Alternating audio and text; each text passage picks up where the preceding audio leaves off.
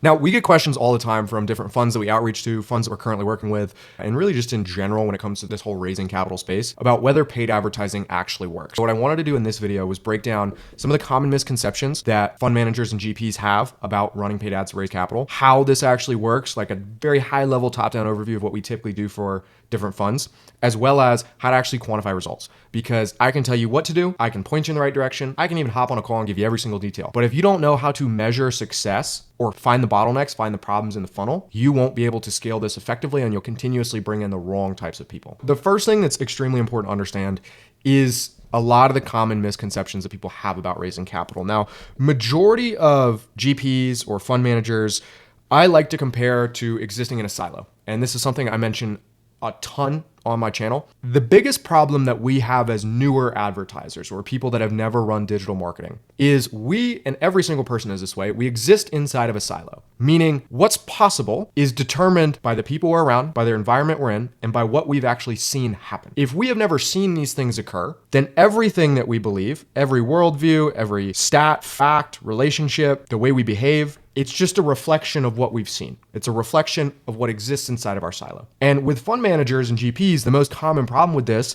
is they believe that their network is the only way to raise capital. Network or cold outbound teams where you're cold calling, you're meeting people on the street, you're going to events. They believe that everything has to be shaking hands and kissing babies. And although that may work for your first round of raising, your second round of raising, maybe even your third or your fourth, when you start really growing this thing and you need to start raising more capital, but you've exhausted everyone around you, paid ads is 9 times out of 10 the only way to go without having to wait absurd amounts of time for people to become liquid. You need to remove yourself and enter into a new silo. And that is where advertisers like myself exist, where we see the money. We see all of the things that you don't see. We see the liquid capital that you can raise on the internet through paid advertising. It's just not in your current silo. And so it's my job as an advertiser and as a marketer that's seen results with this sort of thing to bring you outside of your existing silo so that you can see, oh, we've got an LP here, we've got an LP here, we got another one here, another one here. Oh, look at that, another LP. You need to remove yourself from the silo. Now, once you've removed yourself from the silo and you truly believe that you can actually raise capital through paid advertising, the second most important thing that you need to understand, and this isn't a common misconception, this is something that you need to understand,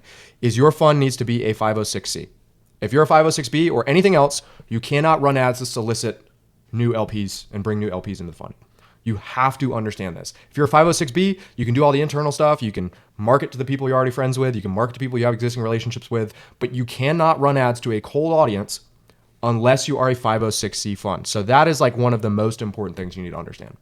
Now, the second part that I think often comes with this silo, or third part, whatever you want to call it, that comes with this siloing that most fund managers have happen to them, really anybody that has never run ads online has happened, is they don't necessarily believe that their existing avatar even exists on the internet. The ones that they really want, the guys with the 5 million liquid capital looking to deploy, the ones with $1 million that they're looking to deploy, sometimes the ones with 10 million that they're looking to deploy. For some reason, because again, people exist in a silo, they don't believe that they can actually find these people on the internet. So I ask you one question. Do you think Mark Zuckerberg is not on Facebook? Do you think Elon Musk does not check Twitter? These are some of the richest people in the world, and they're on social media, which means you have the opportunity to put an ad in front of them. It's very straightforward. The way that we've seen this manifest itself in modern times is the polarization of society. All that happens when you're on social media is whatever you engage with, it then gets fed back to you, and you amplify and begin to silo yourself even further. You cannot let that skew your perspective of digital marketing as a whole. So if you're looking for LPs that have a lot of capital, you have to understand that they're on the internet.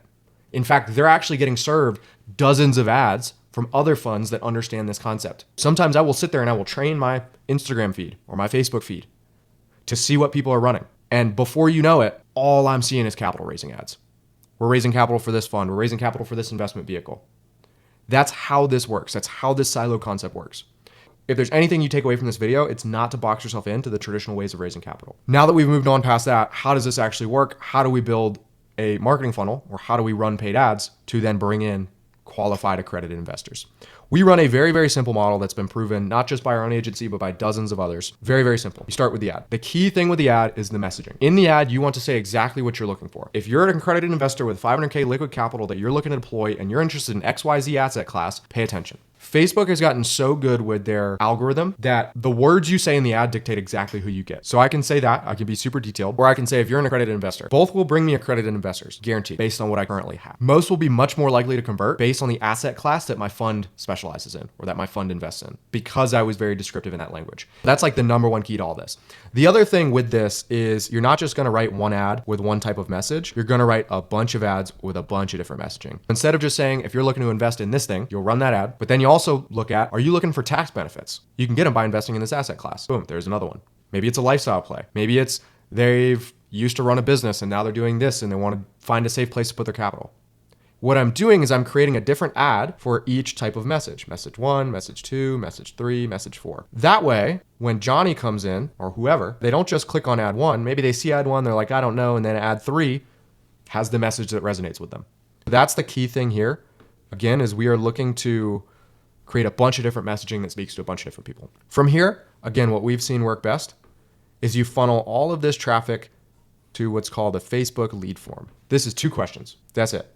2 very basic questions that allow you to get all the information you need at a very basic level to find out, again, is this someone that can invest in the fund, or are they a qualified LP?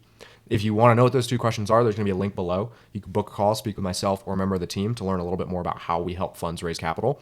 But again, 2 simple questions here. From that, what then happens is they go to a landing page. And this is going to have a little headline about the fund, a video breaking down maybe it's a specific offering or what investing in the fund actually looks like. And then it'll have a little application. Now, the key to this entire system is we're creating what are called open loops. So we're not saying add to invest, we're saying add to learn more. And then from the form, we're not saying invest with us now. We're saying, hey, if you want more information, just answer these quick questions. I'll send you over to a page with a video breaking down the entire fund, some of the basic numbers, etc. And then all I'm doing, again, is I'm creating that open loop that takes me from one section to the next. Very, very simple.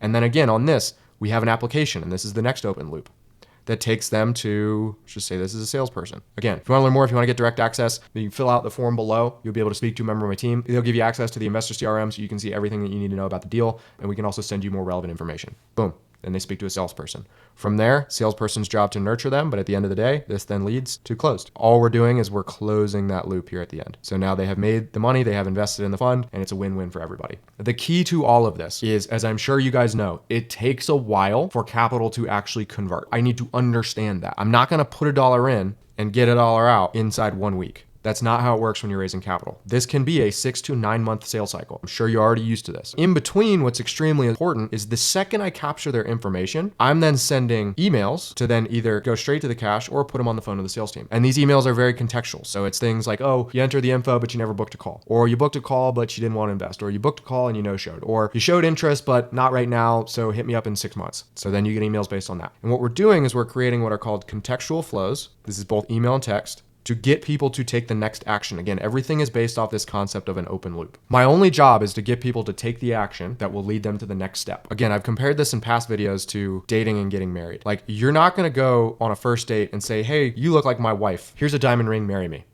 You don't do that on the first date. And if you do, you're probably in Vegas, you probably had too much to drink, and it was a poor lack of judgment. What you do is you start dating, you date for a little while, then you say, oh, this person's kind of cool. Let's become boyfriend, girlfriend. And then you date some more. You know, I could see myself spending the rest of my life with this person.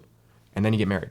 But that happens over, again, different periods of time, but it could be 6 months, could be 2 years, could be 6 years, could be 10. You know, you never really know. Maybe it's some personal, who knows? But there's a different timeline for every investor. But I guarantee it never happens on the first one without bad things happening. And so you need to understand that. And that's why these contextual email flows are so important. So again, if you're looking for a funnel like this, or you're looking to learn more about how this would work specific to your fund, there's a little link below. Book a call, talk to myself, or a member of the team. You can learn a little bit more. Now, the key to this, so we've gone over the common misconceptions. We've gone over how this works. Now we need to know how to actually quantify results. This is very, very simple. One of the most common metrics you see in advertising in general is something we call ROAS, return on your ad spend. And although there is a return on your ad spend for raising capital, this is not something that you can inherently say, it's not a leading indicator by any means. This is a lagging indicator, and one that lags really far behind because, again, those sales cycles are so long. So you can't make your decisions based on your return on your ad spend. Instead, what you have to be doing to quantify your results is your investor relations team or your setters, SDRs, whoever's speaking to people, it's their job to generate feedback to then feed back into the ads. Very, very simple. What your investor relations team and what your setters are seeing on the call, or SDRs, whatever you want to call them, what they're seeing on those calls dictates how the funnel and the ads are pivoting, how we need to change them. If we're not speaking to qualified people, we need to change our message. If they could be speaking to more, let's see if we pull back the amount of friction. Friction is essentially how many hoops we have people jump through before they can speak to us. The more hoops, the more expensive things are going to get. The less hoops, the less expensive it is. Do we need to try pulling back friction to try to get more people through the fund? That gives us the feedback to then tweak the ads. The other thing, more of like a metric as you go, is 9 times out of 10, your cost per capital should be anywhere between 2 to 5%.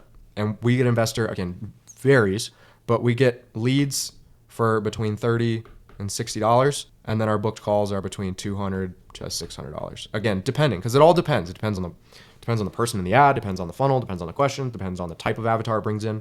One of the most interesting things about Facebook specifically is if I'm a white male over the age of 65, I'm going to attract white males over the age of 65.